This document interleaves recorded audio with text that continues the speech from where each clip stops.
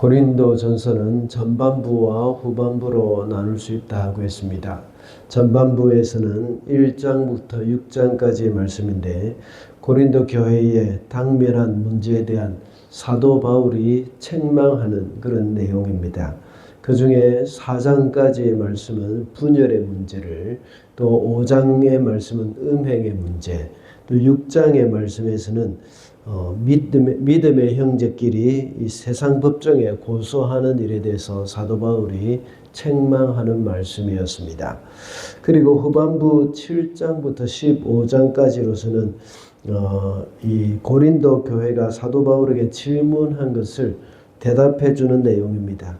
그 중에 결혼에 관한 말씀이 7장에 나타나 있고, 그리고 우상의 제물을 먹는 것에 대한 문제가 8장부터 11장까지 나와 있습니다. 그리고 11장부터 오늘 본문 14장까지는 공중 예배에 일어나는 문제에 관해서 말씀을 하고 있습니다. 공예배 중에 일어난 문제가 세 가지가 있었습니다. 첫 번째로는 예배 시간에 여성들이 머리에 수건을 쓰는 문제, 그리고 성찬식 문제, 마지막으로 오늘 본문 14장까지 12장부터 14장까지는 예배 시간에 은사 사용에 관한 문제가 있었습니다.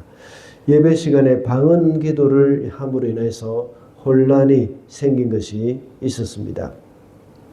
공적인 예배 시간에는 방언보다는 예언이 덕을 세운다고 말씀하고 있습니다. 방언은 마음의 열매를 맺지 못한다고 했지만 또 예언은 마음속에 숨은 일을 드러낸다고 했습니다. 오늘 우리가 봉독한 말씀은 공적 예배 시간에 일어난 그 은사 사용의 문제에 대한 결론을 이제 맺어주고 있습니다. 여기서는 방언과 예언의 은사를 사용함에 있어서 질서 있게 해야 한다는 것을 강조하고 있습니다. 교회의 모든 일에는 질서가 중요합니다.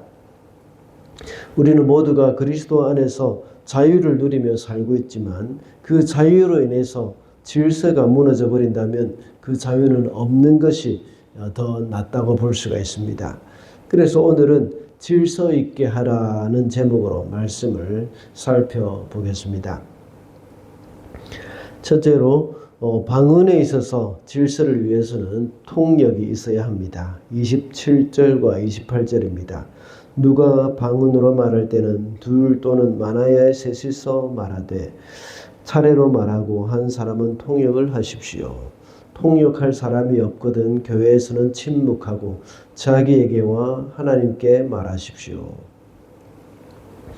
공적 예배 시간에 누군가가 방언으로 말을 하는 경우에는 반드시 통역이 있어야 한다고 말을 합니다.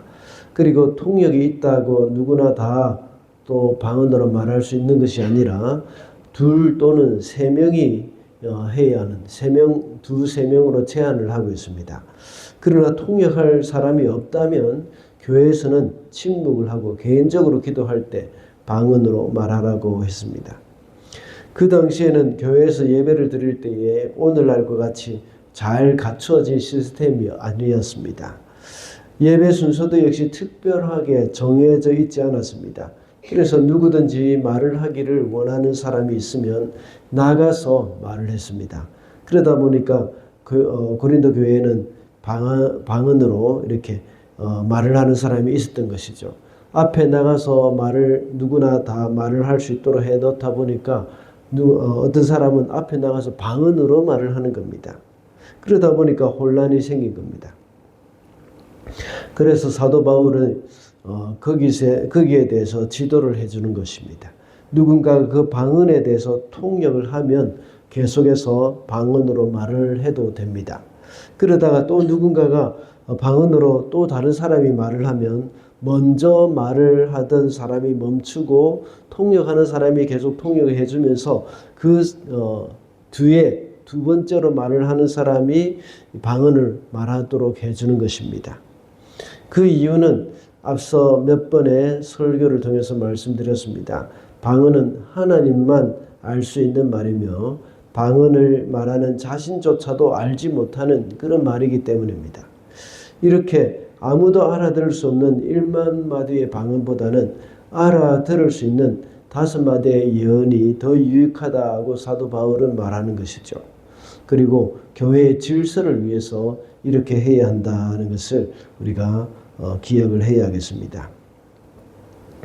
둘째로 예언에 있어서 질서를 위해서는 분별이 있어야 합니다. 29절 말씀입니다. 예언하는 사람은 둘이나 셋이서 말하고 다른 이들은 그것을 분별하십시오. 앞서 말씀드린 대로 초대교회 당시에는 오늘날과는 달리 예배 순서가 조직적으로 잘 갖춰진 시스템이 없었습니다. 이 유대인들의 회당에서 예배를 드릴 때도 역시 특정하게 가르치는 사람이 정해지지 않으면 그냥 손님들 중에서 누군가가 성경을 읽고 말씀을 전했습니다. 이렇게 고린도 교회와 같이 이방인들이 많이 있는 이런 교회들은 더욱더 자유롭다고 볼 수가 있습니다. 누군가가 말씀을 가르치고 성경을 읽고 또 누군가가 말씀을 또 가르칩니다. 그럴 때에 생기는 문제는 그것을 잘 분별해야 문제가 생기지 않는다는 것이죠. 오늘날에는 정경이 완성되어 있고 신학이 발달되어서 신약과 구약이 서로 대조를 이루면서 이것이 성경적인가를 분별하기가 비교적 쉽습니다.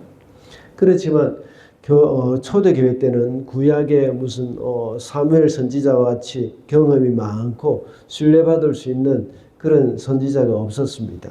그래서 공예배에 예언의 은사를 가진 사람에 의해서 이 경험과 분별 이런 것들이 이루어질 수밖에 없었습니다. 누군가가 교회에서 가르칠 때는 항상 또 다른 누군가에 의해서 분별을 받게 됩니다. 그렇지 않으면 계속 잘못된 가르침을 받아서 교회에 이단이 들어오게 되는 것이죠. 그래서 사도 바울도 역시 에베소 장로들을 불러서 사도행전 20장에 보면 말씀하고 있는 것입니다. 내가 떠난 후에는 흉악한 이들이 나타나서 이 양떼를 아끼지 않을 것이다 하고 말합니다. 그래서 이 장로들에게 이것을 분별해라 하고 또 가면서 내가 하나님의 말씀에 너희들을 맡긴다 하고 말씀을 하고 있는 것입니다. 그래서 예언하는 자들, 말씀을 가르치는 자들은 또 다른 사람들에 의해서 통제를 받고 분별을 받게 되는 것입니다. 오늘날은 전문 신학 교육을 받은 목사가 설교를 하고 있지만 모든 사람의 설교가 완벽하다고 볼 수는 없습니다. 개혁교회에서는 목사의 설교에 대해서 문제가 있다고 생각할 때는 장로가 이야기를 합니다. 당회를 할 때나 또 개인적으로 이야기를 하기도 합니다. 아주 좋은 것입니다. 성도들 중에서도 역시 목사의 설교가 교리적으로 문제가 있다거나 성경과 다르다고 생각할 때는 정식으로 이 당회를 통해서 말을 할 수 있습니다. 제가 가끔씩 말씀드린 적이 있습니다. 우리 교회는 구역 모임에서 주일 설교를 내용으로 서로 말씀을 나누기 때문에 조심해야 할 것이 있습니다. 그 시간에 설교를 그 안에서 자기들끼리 평가하는 시간이 되어서는 안 됩니다. 만약 정말로 설교에 문제가 있다는 생각이 든다면 이제 그 안에서 구역 안에서가 아니라 개별적으로 목사에게 말을 하든지 장로를 통해서 이야기를 해야 합니다. 그래서 만약 정말 그것이 문제가 있으면 이제 목사가 공적으로 그것에 대해서 바로 잡게 되는 것이죠. 이것이 교회의 질서를 위한 것이고 교회의 덕을 세울 수 있는 길입니다. 마지막으로 교회 안에는 은사는 적절하게 하고 질서 있게 해야 한다는 것입니다. 40절 말씀입니다. 모든 일을 적절하게 하고 질서 있게 해야 합니다. 우리가 교회에서 방언이나 예언의 은사 외에 다른 은사를 사용할 때도 서로 절제가 되어야 합니다. 또한 누군가에 의해서 분별이 되어져야 하는 것입니다. 오늘 본문 32절에서 보면 예언하는 사람들의 영은 예언하는 자들에게 통제를 받는다고 말씀하고 있습니다. 여기에 이 예언하는 자들의 영이라는 말은 예언하는 자가 이 성령의 감화를 받았다는 말입니다. 이 감화력은 그 예언자의 의식의 자주성을 억압하는 그런 말은 아닙니다. 예언자는 이 의식 없는 사람처럼 이렇게 절제하지 못하게 될 처지에 있지 않다는 것이죠. 충분히 스스로가 절제할 수 있다는 겁니다. 29절부터 31절에 기록된 방법과 같이 질서를 지킬 수 있는 정상적인 의식을 가지고 있다는 말입니다. 이 말은 다시 말해서 하나님의 은사도 스스로 절제할 수 있다는 것이죠. 교회의 덕을 위해서는 스스로 절제하며 사용해야 한다는 말씀입니다. 우리가 때로는 하나님과의 관계 가운데서 깊이 들어가거나 방언이나 다른 은사를 사용할 때 절제하지 못하는 사람처럼 행동할 때가 참 많습니다. 이것은 비정상적인 것입니다. 모든 것을 교회의 덕을 위해서 스스로 절제를 하고 통제를 할 수 있어야 합니다. 그리고 영적인 권위자가 중단하라고 하면 겸손히 중단할 수 있어야 합니다. 대부분의 문제는 권위에 순종하지 않거나 정직하게 은사를 사용하지 않기 때문에 발생하는 일입니다. 본인이 생각하기에 이 은사를 사용하는 것이 바른 것이라고 생각하더라도 영적 권위자가 스탑할 때에 멈출 수 있어야 합니다. 심지어 기도 모임조차도 이제 권위자가 멈추라고 하면 멈춰야 합니다. 많은 사람들은 이런 경우에 교회가 기도도 못하게 하더니 이게 무슨 말이 되는 일이냐 하고 따지기도 합니다. 그러나 이것이 질서입니다. 오늘날도 역시 봉사를 하고 섬길 때는 마치 이런 고린도 교회와 같은 미성숙함이 나타날 때가 종종 있습니다. 우리 가운데 미성숙함으로 은사를 사용해서 교회의 질서를 무너뜨리거나 덕이 안 되는 일이 없도록 우리는 늘 힘을 써야 합니다. 말씀을 맺겠습니다. 오늘은 질서 있게 하라는 제목으로 말씀을 살펴봤습니다. 방언에 있어서는 통역이 있어야 하고 예언에 있어서는 분별이 있어야 한다고 했습니다.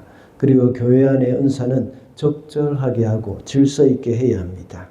그래서 주님의 몸된 교회를 섬기는 데 있어서 덕을 세우는 저와 여러분이 되시기를 바랍니다.